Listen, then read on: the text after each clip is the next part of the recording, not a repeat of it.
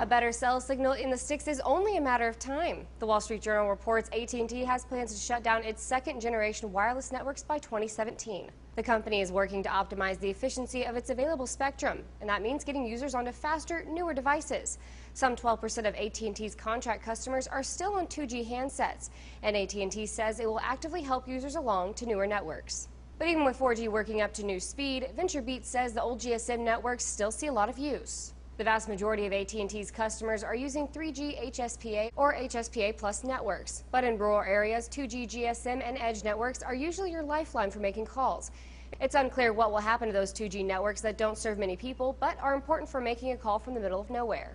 Engadget says, don't worry about it. When 2017 rolls around, none of us will be looking back, the same way nobody lamented 2G replacing 1G when GSM kicked out the first-generation advanced mobile phone system.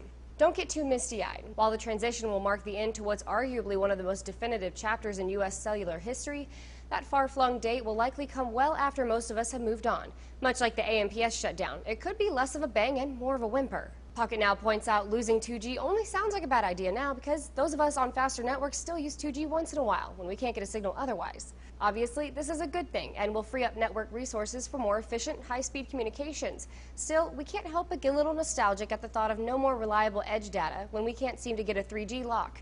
By 2017, though, maybe we'll be looking at today's 3G with the same attitude. It means AT&T will have to upgrade infrastructure. Gotta Be Mobile says that will certainly happen, but it's a shame it's taken this long to begin with. Many rural areas such as large portions of Maine, Oregon, upstate New York, and almost the entire state of Nebraska only have access to 2G coverage on AT&T.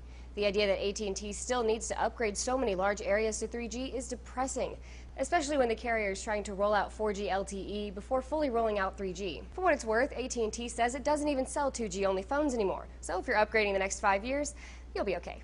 For Newsy, I'm Logan Tittle. Multiple sources, the real story.